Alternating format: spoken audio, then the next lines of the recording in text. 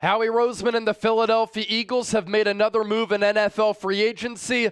Let's talk about it. You're watching Eagles Now by Chat Sports. My name is Chase Sr. Hope everybody out there is having a great start to your week. And I'm telling you right now, this has the potential to be a great pickup for the value and the player that the Eagles are getting here in free agency for the upcoming 2025 season. The Eagles are signing edge rusher Azeez Ojulari, formerly of the New York Giants, to a one-year, $4 million contract. He was the best edge rusher available. He's only 24 years old. When he's been able to stay healthy, he's been very productive. He has twitch, bend, solid size. He's been able to produce some really good sack numbers, and this is an Eagles team that was in need of another pass rusher and another defensive lineman. And so Howie Roseman's able to check off a lot of those boxes, and I think at this point, Howie Roseman's just going to sign former Giants players every single offseason to see if they can work out for the Eagles to make the Giants look bad, to try to maximize those players.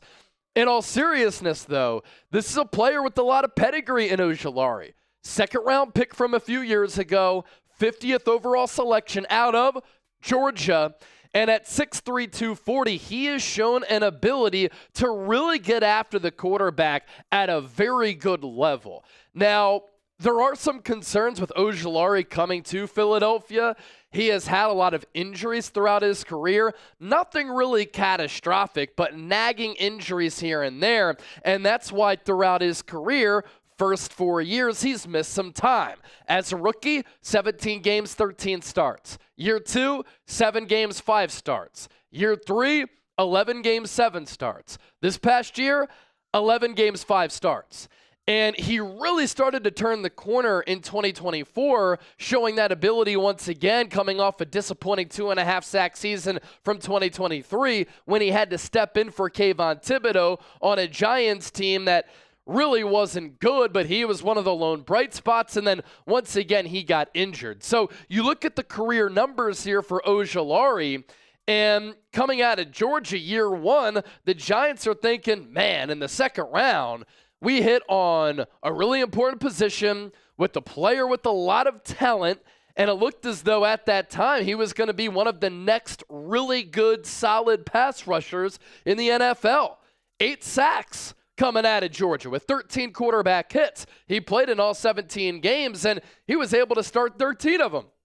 Then in year 2, the injury started to surface where he only played 7 games, but in those 7 games, he did have 5.5 sacks. In 2023, 11 games, 2.5 sacks, 7 quarterback hits, and then in 2024, got off to a pretty roaring start, had those 6 sacks, but only played 11 games because he missed more time with injury. And you're thinking about what the Eagles have done so far this offseason.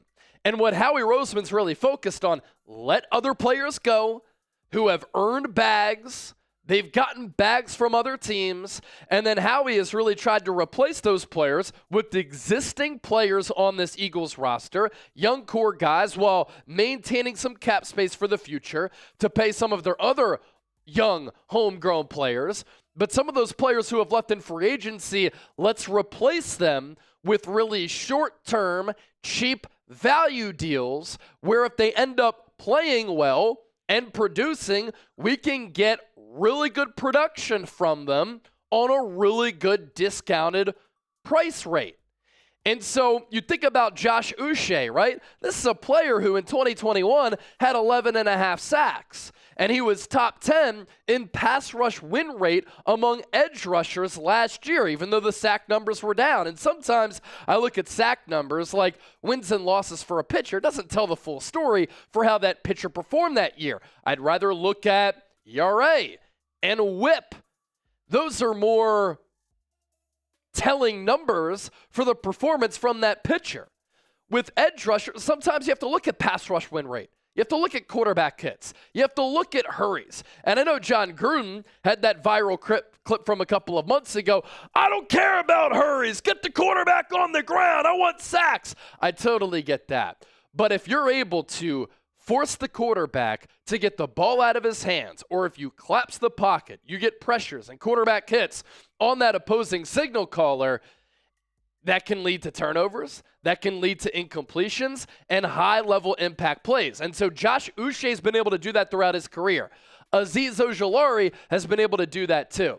And the other part of this with some of these value deals and how we bring in these players who at moments, at times have produced at high levels throughout their respective NFL careers, the Eagles are banking on their player development program and their coaching staff to put these players in a position to succeed, to maximize them, to get them on the right track for their health and conditioning team, to keep them healthy. As last year, the Eagles had 21 of 22 starters from opening day starting in that Super Bowl for these players to be able to be great bang for the buck type of signings for the Eagles. And I think that Josh Uche and Azeez Ojulari can really thrive under Vic Fangio, especially with the talent that they are joining forces alongside on this Eagles defense.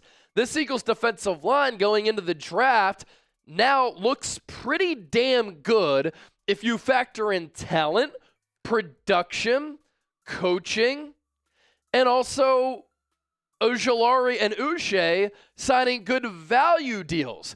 You have to put money aside for a Jalen Carter and a Nolan Smith and a Cam Jurgens and a Reed Blankenship. And that's why the Eagles have made some of these moves that they've made this offseason while still adding a lot of talent and a lot of depth to this Eagles roster. Ojulari is super talented, and he gets to come to Philadelphia and join other players who played at Georgia. And you know what's pretty interesting? I remember when Nick Sirianni was talking at the Super Bowl, and then I went and asked some Georgia players about how bringing in these Georgia players has positively impacted the Eagles culture. And Nick Sirianni said that all these Georgia guys who are familiar with one another, who won national championships together, who are very close-knit and come from a really good football culture, them all coming to Philadelphia has positively impacted the Eagles culture. And those Georgia players echoed that because that culture has remained a constant, especially under Nick Sirianni, who's developed a really good culture for this Eagles organization. And now you bring in Ojulari, who's going to be looking around, and even if he didn't play with some of these Georgia players, he at least knows them, and there's that level of familiarity, and he knows what the Eagles stand for, what they're about, playing right up I-95 for the New York Giants, and now he comes to Philadelphia here, where he has an opportunity to have a good year, put up really good numbers, and if he does that, he will get paid as a guy who's 24 years old, still young, with a lot of talent. Grade this signing of Azeez Ojulari. It might be my favorite acquisition so far of free agency for the Eagles this offseason.